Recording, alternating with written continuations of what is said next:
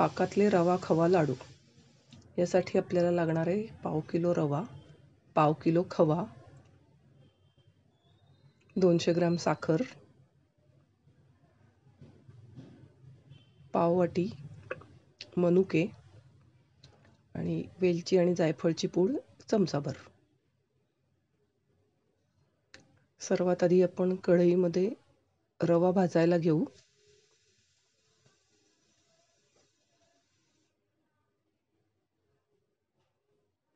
हा बारीक रवा घेतलेला इथे. शक्यतो बारीकच रवा घ्यावा, कारण तो पटकन पाकामध्ये मुरतो. जाड रवा घेतला तरी हरकत नाही, पण थोडा वेळ लागतो पाकात मुरायला, किंवा पाक कमी पडू शकतो, किंवा कणकण लागू शकतात त्याचे. जो आवडेल तो रवा आपण घेऊ शकतो. इथं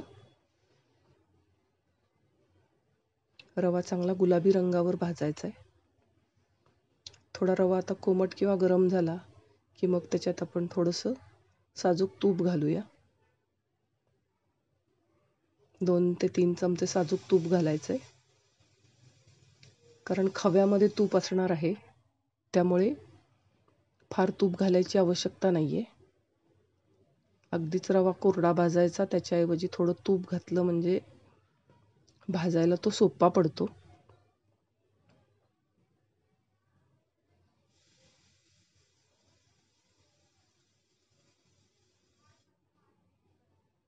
सातत्याने हलवत राहायचं. आपल्याला हा गुलाबी रंगावरती, तांबूस रंगावरती भाजून घ्यायचा आहे. कुठे करपू द्यायचा नाही, कारण करपल्यामुळे त्याची चवही बदलते आणि रंगही बदलतो. त्यामुळे सातत्यानं हलवत राहायचं. ही प्रक्रिया जरा वेळ खाणारी आहे, पण तरी आपल्याला चांगलं काही करायचं असेल तर थोडा वेळ गेलेला हरकत नाही. आता इथे छान गुलाबी रंग आलेला दिसतोय आपल्याला.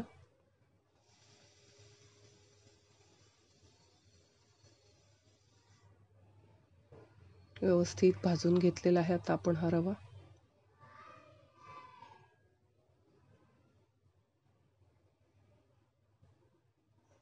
जितका खमंग भाजू आपण, तितका लाडवाला तेवढी छान खमंग चव येईल.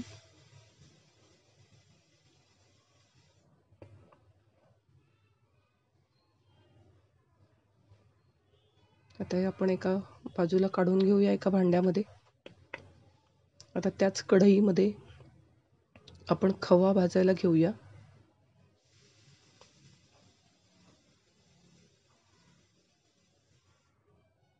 चांगल्या दर्जाचा खवा घ्यायचा.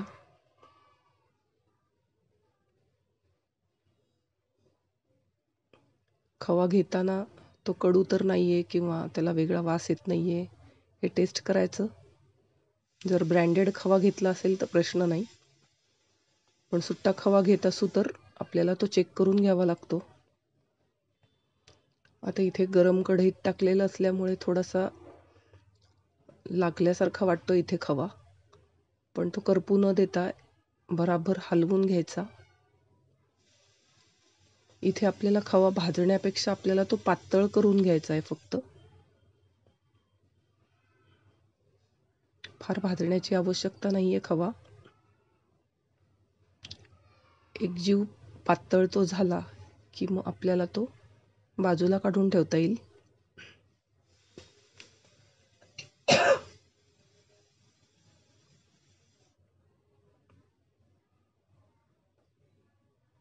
आता खवा मऊ झालेला आहे, सगळा एकजीव झालेला आहे.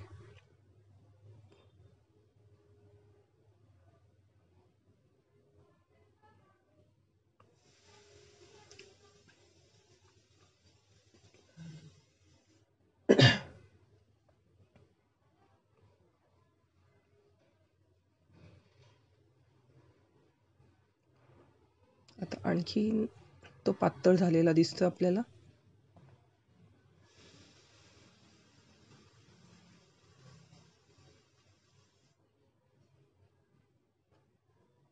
या स्टेजपर्यंत पातळ झाला की तो आपण बाजूला ठेवू शकतो.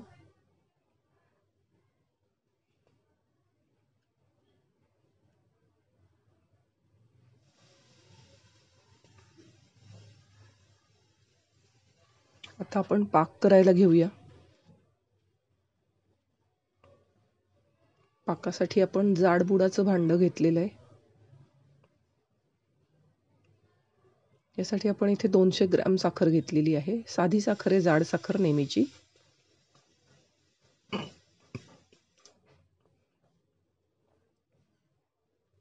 इथे 200 ग्रॅम घेतली. जर समजा जास्ती गोड लाडू आवडत असतील तर 250 ग्रॅम साखर घ्यायला हरकत नाही, पण 200 ग्रॅम साखर म्हणजे अगदी पुरेशी होते. व्यवस्थित गोड होतात लाडू. आता इथे आपण अर्धी वाटी पाणी घातलंय साखरेमध्ये, किंवा साखर बुडेल इतकं पाणी घालायचंय. आता हे सातत्यानं ढवळत राहायचं आपल्याला. ह्याचा आता पाक बनवायचा आहे.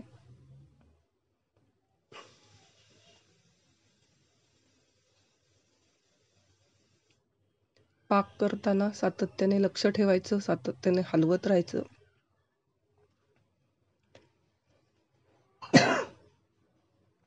साखर विरघळलेली दिसते आपल्याला इथे. आता इथून पुढे पाक व्हायला सुरुवात होईल.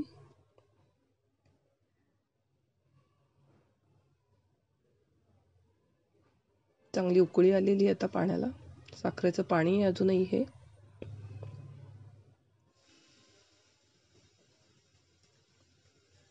पाक करताना थोडी काळजी घ्यावी लागते. पाक कच्चा राहून चालत नाही आणि फार पुढे गेलेलाही चालत नाही.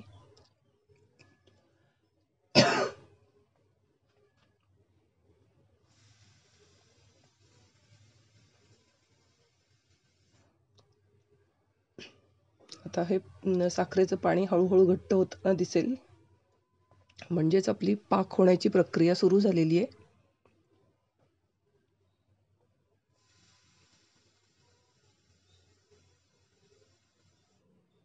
समजा पाक घट्ट झाला, पुढे गेला, तर थोडंसं पाणी घालून आपण तो ॲडजस्ट करू शकतो.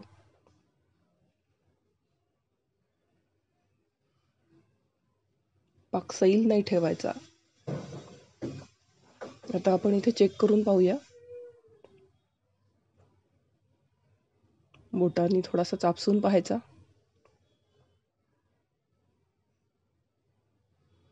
इथे आपली बोटं चिकटत आहेत. एवढाच पाक आपल्याला हवा इथे. फार 1 तारी 2 तारी वगैरे असा पाक नको आहे. तर हा आपला पाक इथं पूर्ण झालाय. यामध्ये आपण सुरुवातीला भाजलेला खवा घालूया, पातळ केलेला खवा.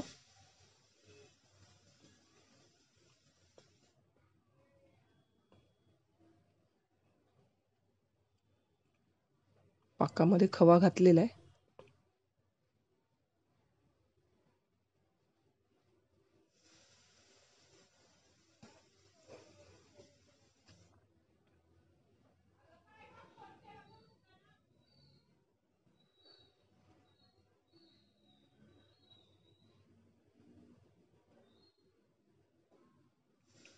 तर पाकामध्ये हा सगळा खवा विरघळला पाहिजे.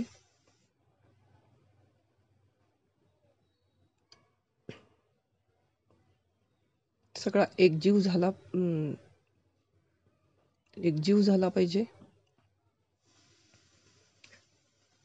सगळ्या गठळ्या मोडल्या पाहिजेत खव्याच्या.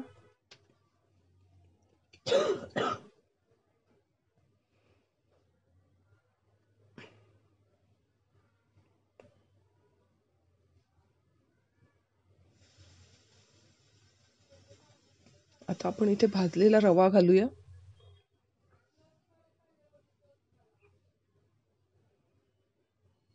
आता रवा, खवा आणि पाक असं सगळं मिळून सगळं मिश्रण नीट हलवून घेऊया.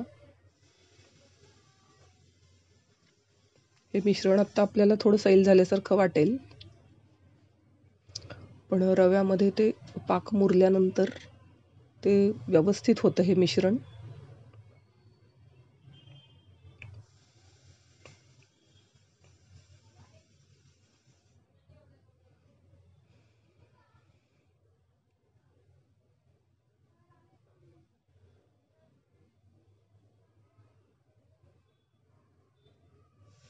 आता हे छान एकत्र झालेलं आहे.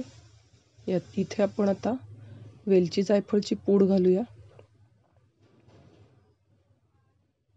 इथे तुम्हाला ड्रायफ्रुट्स वगैरे घालायचे असतील तर तेही घालू शकतो आपण.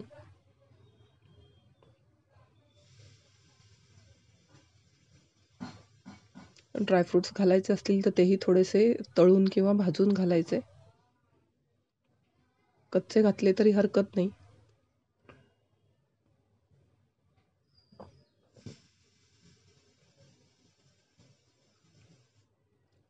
आता ह्याच्यावर आपण झाकण ठेवूया.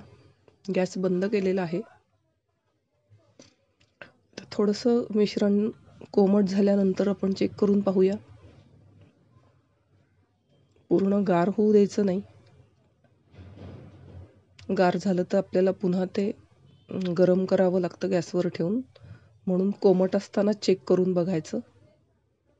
आता बऱ्यापैकी रवा पाकामध्ये मुरलेला आहे. सगळं आता आपण नीट हलवून घेऊया तळातून, म्हणजे आपल्या लक्षात येईल की लाडू वळण्याइतपत हे मिश्रण तयार झालं आहे किंवा नाही.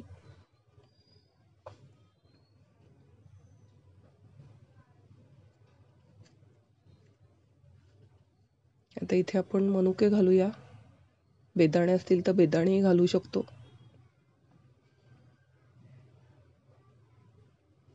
आता लाडू वळतोय की नाही ते पाहूया आपण. इथे आता मिश्रण छान झालेलं आहे. थोडंसं लिसलिशीत वाटत असेल तर आणखीन थंड होईपर्यंत थांबू शकतो आपण. हे आत्ता कोमट आहे. कोमट असतानाही आपण लाडू वळू शकतो, पण हाताला जर चिकटत असतील वळताना तर थोडासा तुपाचा हात लावला तरी चालू शकतो. हाताला थोडंसं तूप लावून घ्यायचं आणि लाडू वळायचे.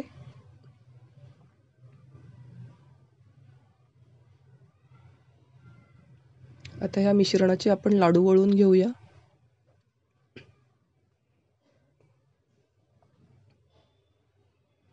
या संपूर्ण मिश्रणामध्ये साधारण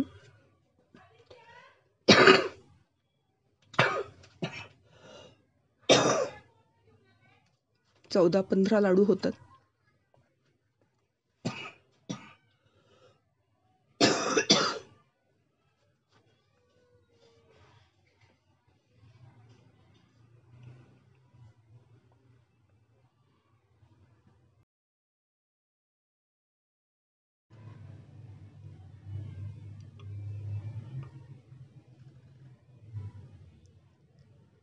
हे आपले आता तयार झाले रवा खवा लाडू. करायला अत्यंत सोपे आहेत, पटकन होतात आणि खायलाही अत्यंत स्वादिष्ट लागतात.